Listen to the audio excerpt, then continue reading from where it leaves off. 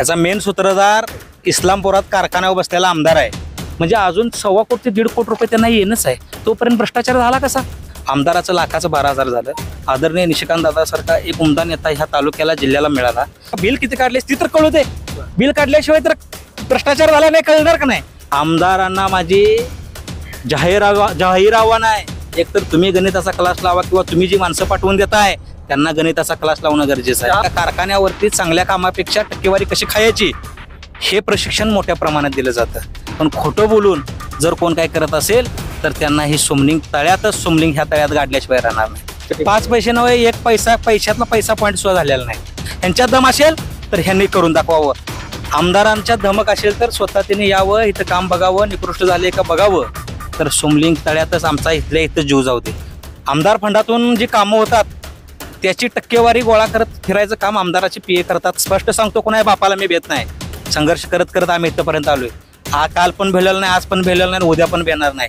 की तुम्ही आता जे काम सुरू केलंय सोमलिंग तलावाचं ते टक्केवारीसाठी केलेलं आहे. यांनी माझ्यावर जे आरोप खोटे केलेत त्याचं एखादं प्रूफ दाखवावं. मी कागदोपत्री बोलतोय. आमदाराचे पीए टक्केवारी गोळा करतात माझा आरोप आहे. ठामपणे आरोप आहे. कुठल्याही चौकशीला मी जायला तयार आहे.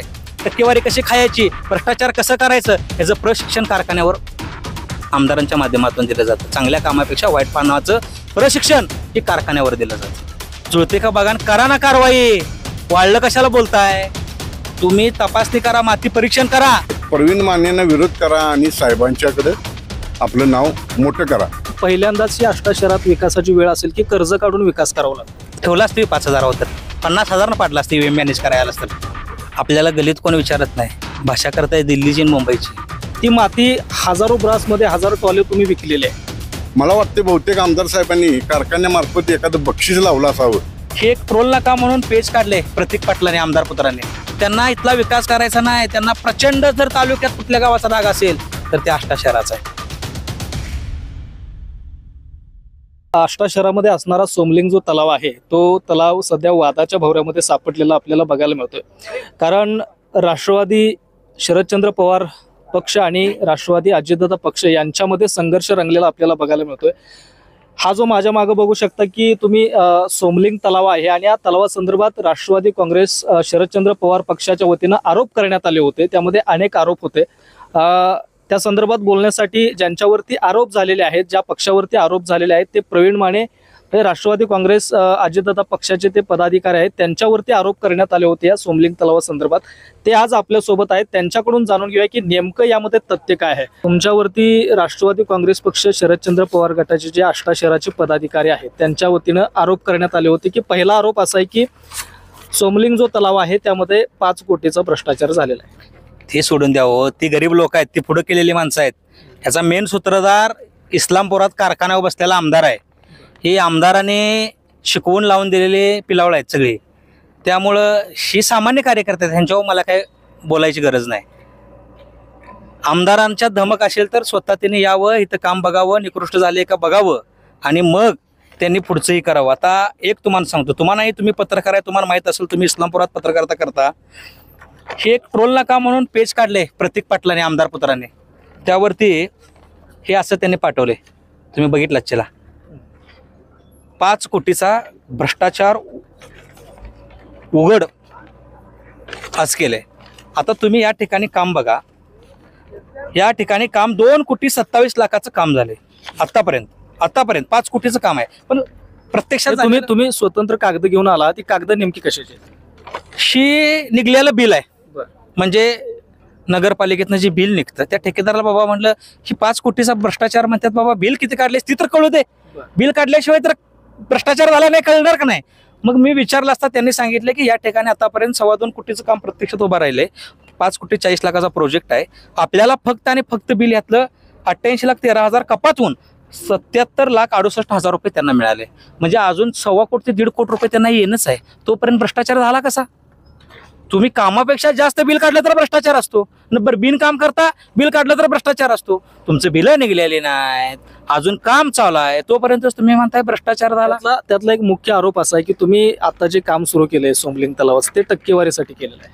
टक्केवारीचं त्यातली टक्केवारी खाल्ला असा त्यांचा ठामपणे आरोप आहे. का त्यांचं बरोबर आहे, टक्केवारी सुचणार त्यांनाच, कारण का कारखान्यावरती चांगल्या कामापेक्षा टक्केवारी कशी खायची हे प्रशिक्षण मोठ्या प्रमाणात दिलं जातं.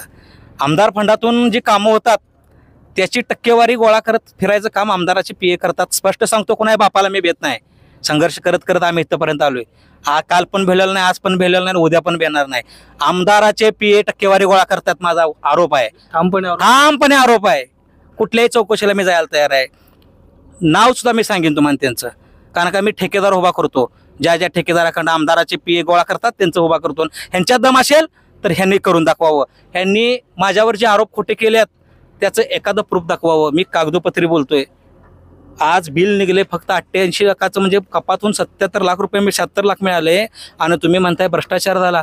आमदारांना माझी जाहीर आव्हान आहे, एकतर तुम्ही गणिताचा क्लास लावा किंवा तुम्ही जी माणसं पाठवून देताय त्यांना गणिताचा क्लास लावणं गरजेचं आहे. हा भ्रष्टाचाराचा जो आरोप आहे तो साफ खोटा आहे. साप खोटा आहे. भ्रष्टाचाराची खरी पिलावळं आणि खरं प्रशिक्षण, टक्केवारी कशी खायची, भ्रष्टाचार कसं करायचं ह्याचं प्रशिक्षण कारखान्यावर आमदारांच्या माध्यमातून दिलं जातं. चांगल्या कामापेक्षा वाईट पानाचं प्रशिक्षण हे कारखान्यावर दिलं जातं. त्यामध्ये त्यांचा दुसरा आरोप असा आहे की सोमलिंग तलावाचं जेव्हा काम चालू झालं त्यातला माती काढली गेली, गाळ काढला गेला आणि ती माती हजारो ब्रासमध्ये हजारो टॉले तुम्ही विकलेले आहे. माती तुम्ही आता ह्या ठिकाणावरनं 40 मीटरवर पलीकडेच नगरपालिकेचा पीस आहे. त्या तिथं सर्कल तपासणी, सर्कलांची स्थळपाणी, आपले तलाट्यांची स्थळपाणी, यांची स्थळपाणी करून त्या ठिकाणी आपण तुम्ही ह्याच्यात जर गेला आता तलाठी कार्यालयात तर तुम्हाला तिथं स्थळपाणी केलेले डॉक्युमेंट सुद्धा मिळतील. कारण का स्थळपाणी करून गेली आणि त्या ठिकाणी माती टाकायचं काम केले. तुम्ही तुमच्या कॅमेऱ्याच्या माध्यमातून तमाम आष्टा शहरातल्या आणि वाळवा तालुक्यातल्या जनतेला या ठिकाणी ही खोटं नाटक बोलणारी आमदारांची टोळी, हे ह्यांचं खोटं सगळ्या शहराला दावणं तुम्ही गरजेचं आहे. सर्वोदय कारखान्याच्या मागं नगरपालिकेनं जमीन घेतलेली आहे आणि त्या जमिनीवरती इथला गाळ टाकण्यात आलेला आहे असा आरोप आहे. अहो, आमदार आहे तुमचे, त्या आमदारांना कुठल्याही कृषी महाविद्यालयात शासकीय ती माती न्या, चेक करा आणि त्याची तपासणी करून जुळते का बघा, करा ना कारवाई. वाढलं कशाला बोलताय? तुम्ही तपासणी करा, माती परीक्षण करा आणि त्यानंतर बोला. तुम्ही डॉक्युमेंट्स घेऊन या. मी आज कागद जशी घेऊन आलो ना तशी कागद घेऊन बोला, वाढलं बोलू नका. हे माझं ठामपणे सांगणं आहे. त्यांचं सगळ्यात मोठं दुखणं काय आहे, या आष्टा शहरात जो युवकांनी एक क्रांती निर्माण केली, या क्रांतीच्या माध्यमातून आमदाराचं लाखाचं 12,000 झालं. आदरणीय निशिकांत दादासारखा एक उमदा नेता ह्या तालुक्याला, जिल्ह्याला मिळाला.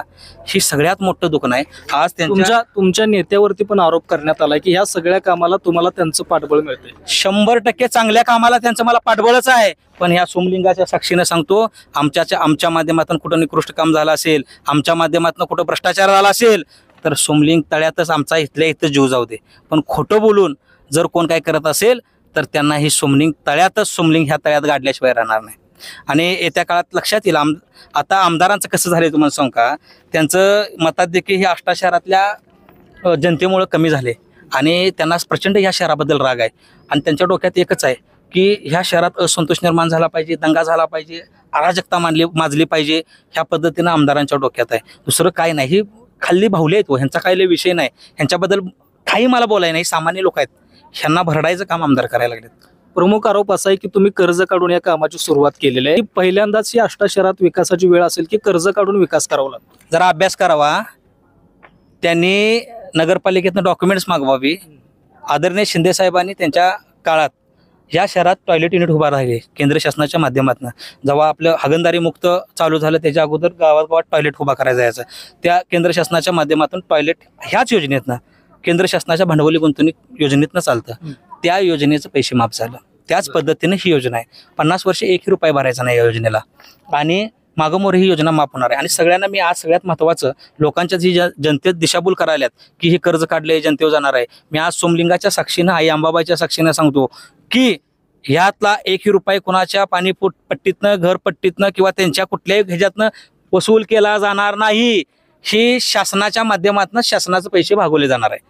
हे 1 रुपया शहरातल्या कुठल्याही जनतेच्या अंगावरती जाणार नाही.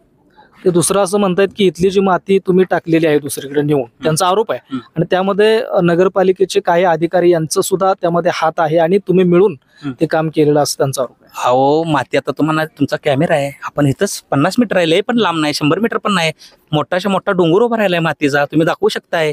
आणि तुम्हाला पाहिजे असेल तर तलाठी कार्यालयात जावा, इथे स्थळ पाणी झालं ते सुद्धा तुम्हाला रिपोर्ट मिळेल. तुमचा जो आता महायुती विधानसभेला म्हणजे थोडासा मताधिक्य तुम्हाला मिळवलेला आहे किंवा आष्टा शहरामध्ये जयंत पाटील यांचं मताधिक्य तुम्ही तुमच्या नेत्यांनी घटवलेलं आहे, ते EVM ची कमाल आहे असं त्यांचं म्हणणं आहे. हा बघा, येत्या ते सोमनींचं बोल आहे, सांगते ती EVMचं. आपल्याला गलीत कोण विचारत नाही, भाषा करताय दिल्लीची आणि मुंबईची. गलीतलं बघा, घरा बसलं बघा, मग बाकीचं बोला. EVMचं झालं, EVM असतं तर मग पाडलं असतं की आम्ही याशनी ठेवलं असतं 5,000 तर 50,000 पाडलं असतं EVM मॅनेज करायला तर. म्हणजे काय नेमकी जादू तुम्ही केली आष्टा शहरात? आष्टा शहरातील जादू एकच आहे, निशिकांत दादांनी आमच्या सारख्या कार्यकर्त्यांना दिलेली ताकद असेल, आई अंबाबाईचा आशीर्वाद असेल, काशीलिंगाचा असेल, शंभू महादेवाचा आशीर्वाद असेल आणि तमाम आष्टा शहरातली जनतेचा निस्वार्थीपणे दिवस रात्रीचा दिवस आम्ही बघितला नाही, कधी रात्र बघितली नाही. त्यांची जी प्रामाणिकपणे निष्ठेने सेवा केली त्या सेवेचं फळ म्हणजे हे आष्टा शहरात आपल्याला आमदारकीला निशिकांत दादांना पडलेली मताधिक्य. आता त्यांचं म्हणणं असं आहे की जिल्ह्याला जो निधी येतो किंवा विकासासाठी जो निधी येतो तो जिल्हा नियोजन समितीमधून येतो, मात्र तुम्ही म्हणताय की तो निधी आम्ही आणला, आमच्या नेत्याने आणला, मग विकास केला आणि त्याचा लाभ तुम्ही घेताय असं त्यांचा आरोप. हा, मग आधीच येणारा काय तुमच्या घरात आलता काय? असलं तर त्या घरात आलाय म्हणून सांगा की. खर्चातनं काम करणारा संपूर्ण जिल्ह्यात महाराष्ट्रात जर नेता कोण असेल तर त्या नेत्याचा एकमेव नेता आहे, त्या नेत्याचं नाव म्हणजे निशिकांत दादा आहे. 1.5 ते पावणे 2 कोटीची कामं या आष्टा शहरात खर्चातनं पदरच्या पैशाच्या खिशातनं केलेला माणूस म्हणजे निशिकांत दादा आहे. तुम्ही DPDCचं सांगताय, DPDC तुम्ही केलेल्या कामाचं तुम्ही उद्घाटन करत नव्हता, तुम्ही सत्तेत होता तेव्हा. आमच्या साहेबांना दिला, आमच्या आमदारांना दिला म्हणत होता का नव्हता? ज्याची सत्ता असेल ते पाठपुरावा करतात, कामं सुचवतात, त्या कामाचा पाठपुरावा करून आणत असतात. आणि आम्हाला जनतेने जी कामं सुचवली त्याचा पाठपुरावा केला, पाठीमागं लागून माणसाने जी कामं सांगितली ती प्रत्यक्षात करायचं काम आम्ही केलंय. आम्ही आता तुम्हाला एक सगळ्यात महत्त्वाचा मुद्दा बोलता राहिला, तुम्ही प्रश्न विचारायलाय, माझा मुद्दा तुम्हाला सांगतो ऐका घरात घ्या. आता ह्याने काय सांगितलं की ह्याची तपासणी झाली पाहिजे. अरे बाबांना जरा माहिती तर घ्या. आमदार साहेबांना नेमकी कशाची कार्य? हा, ही सगळी सांगतो ना तुम्हाला कागद कशी.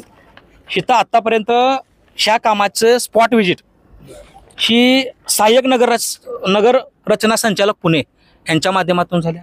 PWC एक्झिक्युटिव्ह पुण्याचे त्यांचे झाल्या, टाउन प्लॅनर सांगली यांचं झालंय. ह्यांच्या 5 ते 6 वेळा व्हिजिट या ठिकाणी झाल्या. 1.5 पावणे 2 एक महिना झाला की त्यांची व्हिजिट असते, काम स्टार्ट झाले की त्यांचं व्हिजिट असते. त्यांच्या व्हिजिटशिवाय आपण पुढचं काही करू शकत नाही.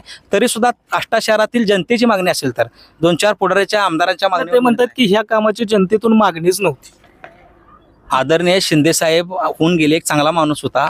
त्या शिंदे साहेबांनी या सोमनिंग तलावचा विकास झाला पाहिजे, सोमनिंग तलावचं सुशोभीकरण झालं पाहिजे, हे स्वप्न होतं त्या माणसाचं.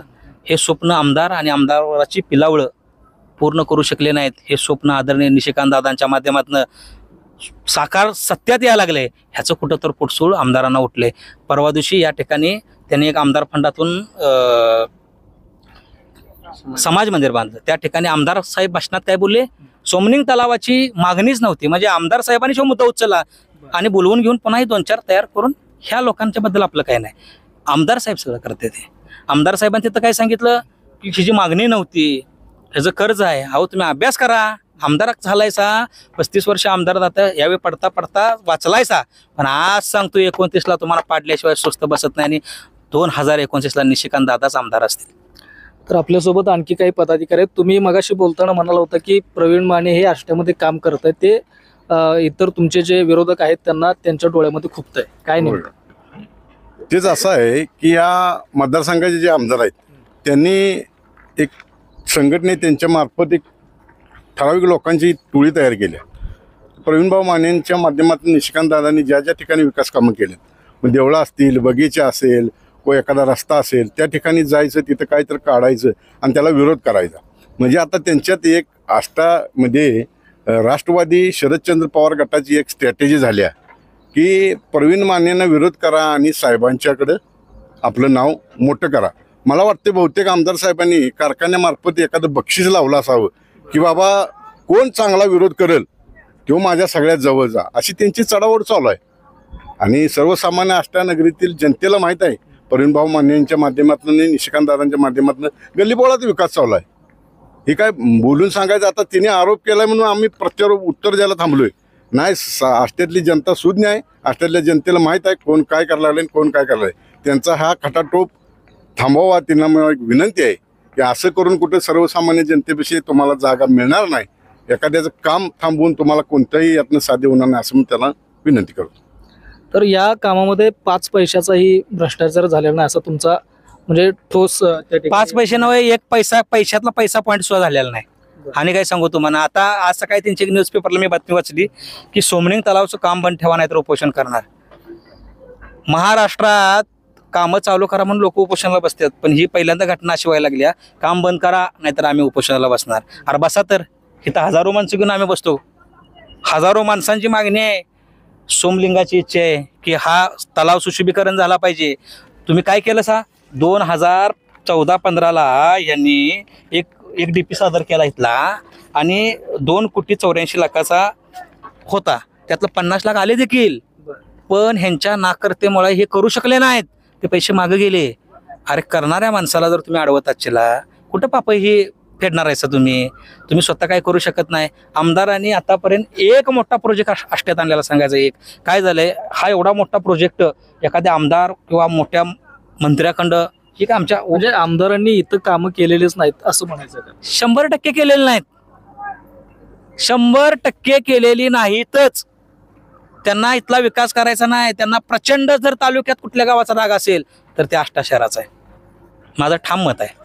ठीक आहे, हे प्रत्यारोप आरोप थोडेसे बाजूला राहू द्यात. आता तुम्ही इथं काम चालू करताय, हे सोमलिंग तलावाचंच काम आष्टा शहरातलं बघितलं तर तसं मोठ्या पद्धतीचं आहे. पण कशा पद्धतीचं हे काम इथं होणार आहे? हे काम हा झाडांचा मुद्दा एक राहिला आपला. झाडं तोडलेली आहेत असा एक आरोप आहे. ह्या ठिकाणी तुम्ही पाठीमागे बघू शकताय, जरा साईड द्या. जी मेन झाड आहेत ते आपण हायशी ठेवलेले आहेत. काम करताना काही ठिकाणी 2-3 झाडं होते, फक्त जास्त नव्हते.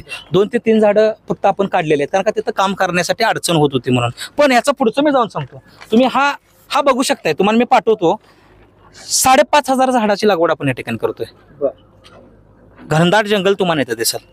ह्या पद्धतीनं आपण ह्या ठिकाणी काम करतोय. एक मोठा प्रोजेक्ट या ठिकाणी होणार आहे, बोटिंगचा होणार आहे. वाळवा तालुक्यातला सगळ्यात मोठं पर्यटन स्थळ जर कुठलं होणार तर ह्या ठिकाणी सोमलिंग तलाव होणार आहे. ह्याला आपल्याला डेव्हलप करायचं आहे. आपण या आष्टा शहराच्या विकासासाठी अहोरात्र आदरणीय निशिकांत दादांच्या माध्यमातून, सगळ्या सहकाऱ्यांच्या माध्यमातून, तमाम आष्टा शहरातल्या जनतेच्या माध्यमातून काम करत आलोय, काम करत राहणार आहे. आता कुठवर म्हणजे किती काम झालंय आणि काम पूर्ण कधी आता एक 30 ते 35% काम झाले. अजून 8 ते 9 महिने लागतील हे काम पूर्ण व्हायला. 8-9 महिन्यानंतर हा प्रोजेक्ट तुम्हाला पूर्णपणे ह्या पद्धतीनं दिसेल.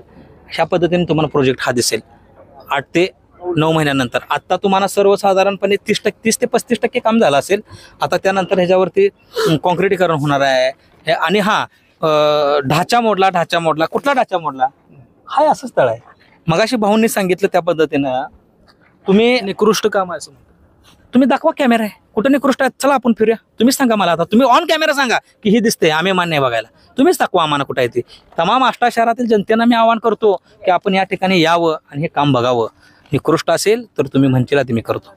माझा एक वेगळा आणि शेवटचा प्रश्न आहे. तुम्ही तुमचे नेते अजितदादा पवार आहेत आणि पक्षाची जी विचारधारा आहे ते शाहू फुले शिवशाहू आंबेडकरांची आहे.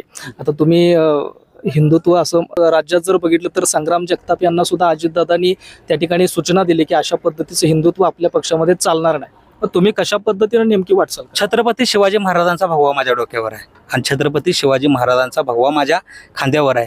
त्यांचा हा भगवा ऊर्जान प्रेरणा, सर्वसामान्य गरिबाची अश्रू पुसायची प्रेरणा मला हा छत्रपती शिवाजी महाराजांचा भगवा देतो. त्यामुळं मी आताच नाही, पहिल्यापासून माझ्या डोक्यावर भगवी टोपीन गळ्यात छाल असते. विचारधारा कुठल्या पद्धतीची असणार आहे? सर्वसामान्य जनतेचं अश्रू पुसायची माझी विचारधारा आहे. आदरणीय निशिकांत दादाने आम्हाला एकच शिकवले, जात धर्म पंथ न पाहता प्रत्येक माणसाचं अश्रून प्रत्येक माणसाच्या अडीअडचणीला पडलं पाहिजे, ही आमची विचारधारा आहे. शेवटचा प्रश्न, येणाऱ्या स्थानिक स्वराज्य संस्था आहे त्याच्यासाठी हा सगळा घाट घातला जातो? हा घाट ते घालतात. स्थानिक स्वराज्य संस्था डोळ्यासमोर ठेवून आम्ही कधीच काम केलेलं नाही.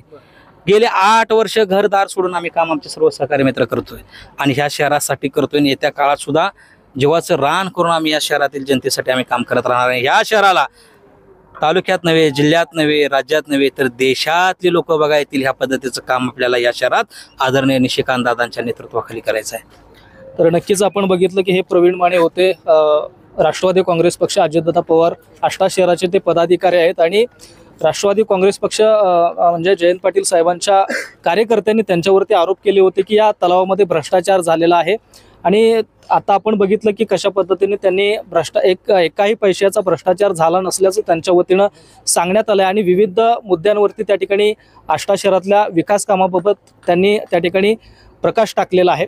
आता विरोधक त्या बाबतीत कोणती भूमिका घेणार आहेत हे पाहणं आता आपल्याला महत्त्वाचं ठरणार आहे. विशाल लोंढे, AV9 मराठी, आष्टा. अत्याधुनिक आणि सर्व सोयी सुविधांयुक्त रुग्णांच्या आरोग्याची काळजी घेणारं आपलं हॉस्पिटल लक्ष्मी नारायण हॉस्पिटल. संपर्क 023 42 22 57 75.